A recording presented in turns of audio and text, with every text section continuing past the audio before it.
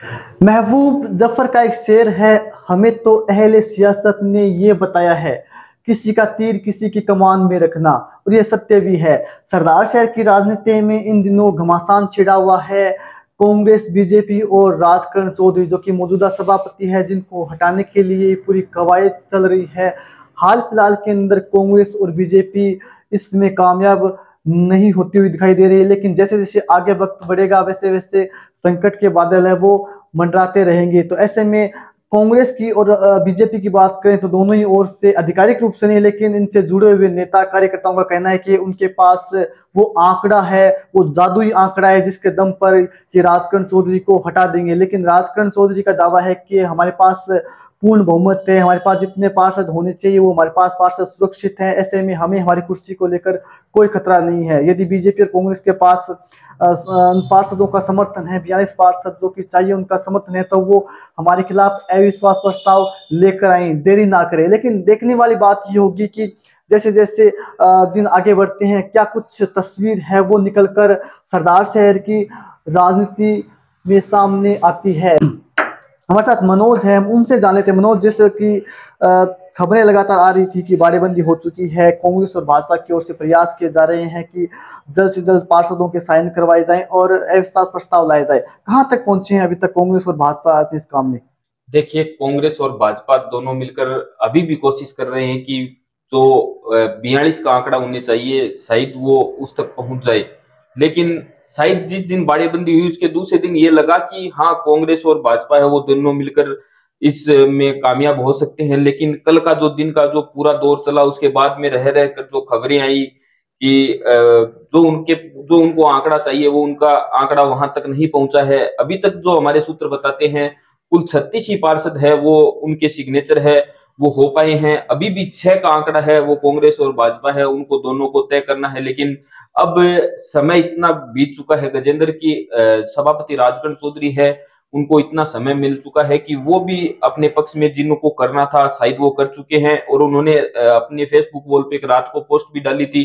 शायद आपने गजेंद्र देखा होगा कि ताराचंद सैनी जो कांग्रेस के पार्षद प्रतिनिधि है उन्होंने परसों रात को एक पोस्ट डाली थी कि 46 प्लस सरदार शहर के हित में फैसला लो।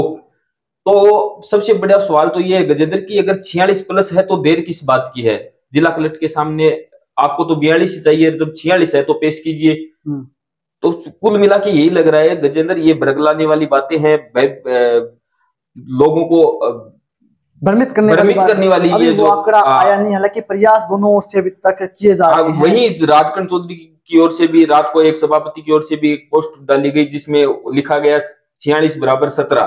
तो कहीं ना कहीं उनका कहना है कि हमारे पास 17 है और उनके पास 46 है, तो कहीं ना कहीं ऐसे तो गजेंद्र कुल मिला के तो एक 51 पार्षद बनते हम हैं। ऐसे इसे समझ सकते हैं कि एक युद्ध जहां जमीन पर चल रहा है तो दूसरा युद्ध सोशल मीडिया के ऊपर भी चल रहा है।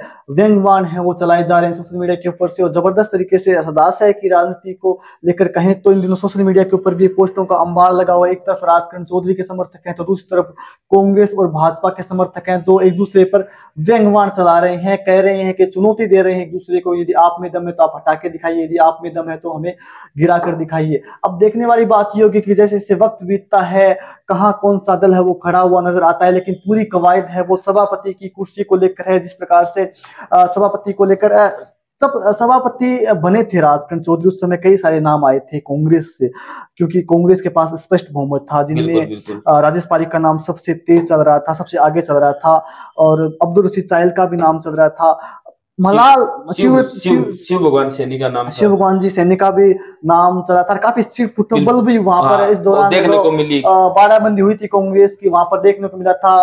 पुलिस को भी आना पड़ा, पत्थरबाजी भी हुई। चोटें भी आई, पत्थरबाजी हुई, काफी फुटबॉल हुआ, लेकिन दिवंगत नेता भंवरलाल जी शर्मा ने सब कुछ संभाल लिया और अंततः तय हुआ कि सभापति राजकरण चौधरी बनेंगे। जिसके अंदर अहम भूमिका है वो बताया जाता है कि मौजूदा विधायक अनिल शर्मा की रही सभापति को बनाने की, लेकिन आज वही अनिल शर्मा है जो विधायक सरदार शहर के हैं, वो सभापति को हटाने के लिए पूरी कोशिश कर रहे हैं। देखने वाली बात ये होगी कि क्या वो अपने मिशन में कामयाब हो जाते हैं, क्योंकि वो चुभन थी कहीं ना कहीं। जिस प्रकार से विगत विधानसभा चुनाव के अंदर कांग्रेस से बागी होकर राजकरण चौधरी ने कांग्रेस अनिल शर्मा के सामने चुनाव लड़ा, जिससे कहीं ना कहीं अनिल शर्मा के मन में ठेस थी, उनके आंखों में वो खटक रहे थे, और इसी की ये वानगी है, उसी की ये परिणति है कि आज यहाँ पर राजकरण चौधरी के जो कुर्सी है उसके ऊपर काले घने बादल छाए हुए हैं।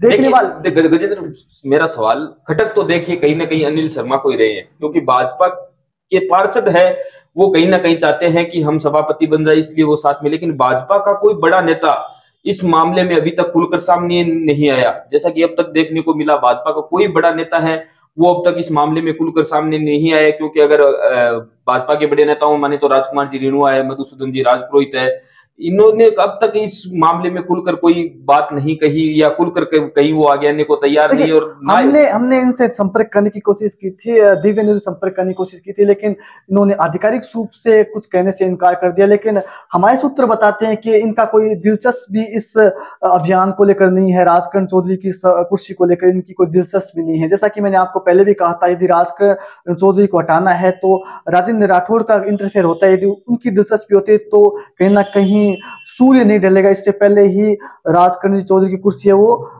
खिसक जाएगी। लेकिन हमारे सूत्र बताते हैं कि राजेंद्र राठौड़ है वो इसमें बिल्कुल भी इंटरेस्ट नहीं दिखा रहे हैं, और ये एक राजनीति की बात करें तो उनका वो कद नहीं है, वो प्रदेश स्तर की राजनीति करते हैं। इसे छोटे मामलों में उनको आना शोभा भी नहीं देता, और वो कभी आने भी नहीं चाहेंगे, क्योंकि ये बड़ा मामला नहीं है, उनके लेवल का मामला नहीं है। यदि ऐसा नहीं हो पाता, यदि राजकरण चौधरी नहीं हट पाते हैं, कैसे भी करके जोड़ तोड़ कर लेते हैं, तो कहीं ना कहीं बड़ी फजीयत वाला काम यहाँ पर हो जाएगा। तो राजेंद्र राठौड़ है, बड़े खिलाड़ी है, राजनीति के मंजे हुए खिलाड़ी है, और वैसे भी उनको ये शोभा भी नहीं देता कि वो इस छोटे प्रपंच में फंसे, वो बड़े नेता है, तो वो ऐसे में वहां यहाँ दिलचस्पी नहीं दिखा रहे हैं। और यही वजह है कि कहीं ना कहीं कांग्रेस को और बीजेपी को राजकरण चौधरी को हटाने के लिए जोर आ रहा है। नहीं गजेंद्र, सबसे राजेंद्र राठौड़ की अगर माने तो एक तो जैसा आप बता रहे हैं कि वो इस छोटी राजनीति में नहीं फंसना चाहते, लेकिन मुझे जो सबसे बड़ा कारण लग रहा है वो यही है कि राजेंद्र राठौड़ को ये खुद को पता है कि अविश्वास प्रस्ताव लाने के लिए भाजपा को कांग्रेस है वो साथ मिला रही है, और जब अविश्वास प्रस्ताव आ जाएगा और जब वापस सभापति बनाने की बारी आएगी तो कांग्रेस के पास बहुमत है और वो कभी भाजपा का सभापति है वो नहीं बनाएगी। इसी को लेकर राजेंद्र राठौड़ को ये पूरा पता है कि ये सिर्फ और सिर्फ सभापति को हटाने के लिए कांग्रेस है वो ये चाल चल रही है, और जब सभापति बनाने की वापस बारी आएगी तो कांग्रेस का ही सभापति बनेगा। सब राजेंद्र राठौड़ को ये पूरी तरह से पता है, और राजेंद्र राठौड़ को पता है कि अपने पास इतना बहुमत नहीं है कि हम अपना सभापति बना पाए, और राजेंद्र राठौड़ है वो इनके इस जाल में नहीं फंसना चाहते। 6 लीडर होना तय है। हालांकि अब कांग्रेस की बात करें तो सबसे पहला नाम है वो अब्दुल रशीद चायल का ही चल रहा है कि वो सभापति हो सकते हैं, क्योंकि हर लिहाज से वो बेहतर भी हैं। कांग्रेस के दृष्टिकोण से देखें, अनिल जी शर्मा के काफी करीबी हैं, विश्वास पात्र हैं। हर बड़ा कारण ये भी है गजेंद्र, उनके पास में 18 जो माइनॉरिटी के पार्षद थे वो जीत के आए थे। माइनॉरिटी का एक बड़ा वोट बैंक, बड़े पार्षदों का बैंक है वो उनके पास में है, तो वो भी एक अपने आप में अहम हो जाता है कि वो अगर उनको सभापति बनाते हैं तो एक बड़ा पार्षदों का बैंक है वो उनके पास में है। नूर मोहम्मद जी का भी एक नाम हो सकता है, क्योंकि वो भी लंबे समय जीतते आ रहे हैं, तो उनका भी एक ऑप्शन यहाँ पर कांग्रेस के पास बचता है, क्योंकि कहीं ना कहीं खुश तो करना ही होगा। माइनॉरिटी के इतने सारे पार्षद जीत के आते हैं, एक तरफा जीत के आते हैं, एक तरफा वोट पड़ते हैं, तो यहाँ पर उनका भी दायित्व हो जाता है। राजेश पारिक एक नाम था, जब सभापति का चुनाव हो रहा था तो उनका तेजी से नाम चला, लेकिन बीते कुछ समय में राजेश पारिक की जो लोकप्रियता वो घटी है। कहीं ना कहीं जिस प्रकार से पिछले कुछ समय में विवादित बयान रहे, विवादित उनका पिछले कुछ समय विवादित रहा कार्यकाल। पिछले अगर विधानसभा चुनाव के बाद में देखें तो राजेश पारिक एकदम पूर्ण ठहरते ही नहीं, दिखते ही नहीं, गायब भी हो गए। हालांकि अब है वो इस भागदौड़ में राजेश पारिक की कहीं ना कहीं सूचनाएं आ रही कि वो लगे हुए हैं, वो चाहते हैं कि मैं सभापति बन जाऊं, लेकिन अब उनके झांसे में कोई आने वाला नहीं है। मलाल तो वो रहेगा, बिल्कुल मलाल तो रहेगा, क्योंकि एक कुर्सी के पास इतने करीब आने के बाद जब आप बिछड़ जाते हैं तो कहीं ना कहीं मलाल वो ठीस रहती है कि सभापति की कुर्सी के पास आ गए थे, लेकिन किसी कारणवश यहाँ पर सभापति राजकरण चौधरी को बना दिया गया। लेकिन बीजेपी की बात करें तो सबसे पहला नाम है वो निकलकर हमारे सूत्र बताते हैं, यदि बीजेपी का बनता है तो वो शोभाकांत स्वामी ही होंगे।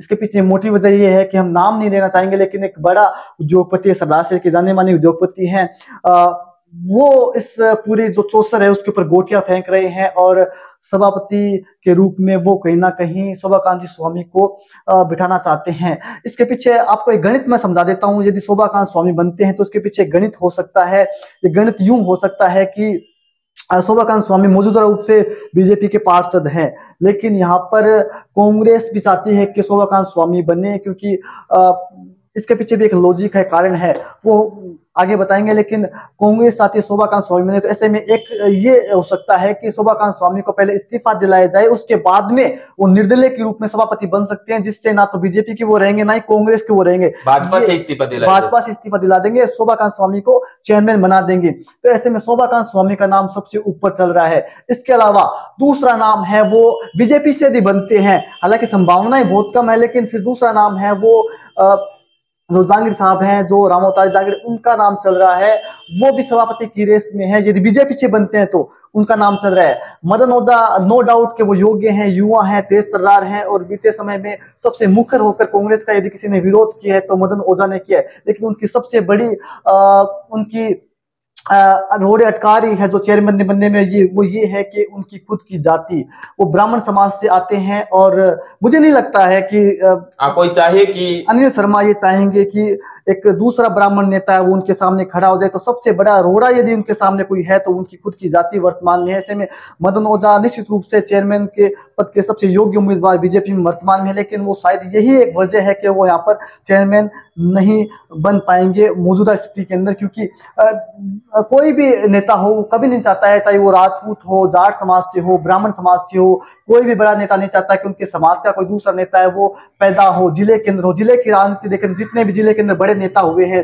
चाहे राजपूत समाज से हो, चाहे ब्राह्मण समाज से हो, चाहे जाट समाज से हो, वो कभी नहीं उन्होंने चाहा कि कोई दूसरा नेता खड़े। सूरत जिले की बात नहीं, पूरे राजस्थान की बात कर लीजिए या फिर देश की बात कर लीजिए, कोई भी नहीं चाहता कि उन्हीं के समाज का कोई बड़ा नेता उनसे पैदा हो, उनसे बड़ा कद उस नेता का हो जाए। तो ऐसे में हाल फिलहाल में शोभाकांत स्वामी का नाम सबसे ऊपर चल रहा है बीजेपी में यदि बनते हैं तो। लेकिन वर्तमान स्थिति की बात करें तो राजकरण चौधरी अभी तक अपनी कुर्सी को बचाए हुए हैं, और वो उनका दावा है कि हमारे पास अभी भी वो आंकड़ा है, वो जादुई आंकड़ा है, जिसके दम पर हम हमारी कुर्सी पर बने रह सकते हैं। लेकिन आज एक हवा यह भी आई कि जो साइन है वो करवा लिए गए पार्षदों से, बीजेपी की तरफ से भी कुछ लोग कह रहे थे और कांग्रेस की तरफ से भी कुछ कह रहे थे कि हमने साइन करवा लिए हैं, और जिला कलेक्टर को ये वो लिस्ट है वो हमने सौंप दी है पार्षदों के साइनों की वाली।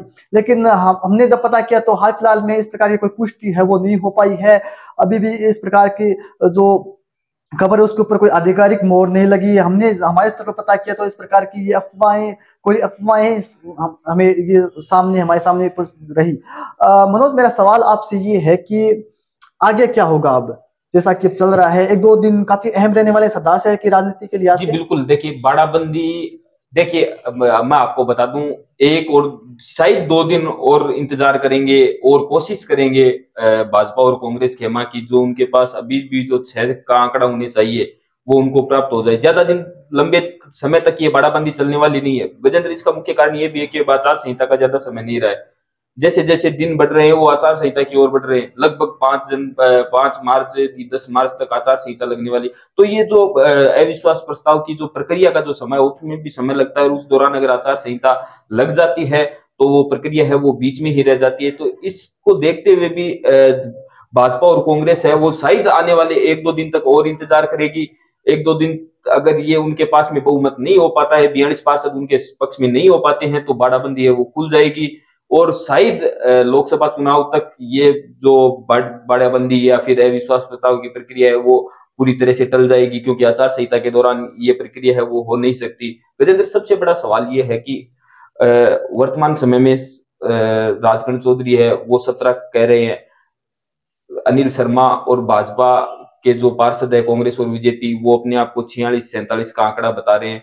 तो सबसे बड़ा सवाल ये है कि ये जो पार्षदों का आंकड़ा है वो बढ़ा तो बढ़ा कैसे, क्योंकि या तो राजकरण चौधरी के पास में पर्याप्त पार्षद नहीं है, वो खुलकर दावा कर रहे हैं कि हमारे पास पर्याप्त पार्षद है, और एक तरफ कांग्रेस और बीजेपी पूरी तरह से दावा करती हुई दिखाई दे रही है, जैसे हमारे सूत्र कहते हैं कि हमारे पास पर्याप्त पार्षद है। तो हम राजकरण चौधरी का तो मान सकते हैं, क्योंकि अगर भाजपा और बीजेपी के पास में अगर 46 पार्षद होते तो उन्हें 42 चाहिए। कब का वो अविश्वास प्रस्ताव है वो जिला कलेक्टर के सामने पेश कर चुके होते। तो क्या लगता है इसमें?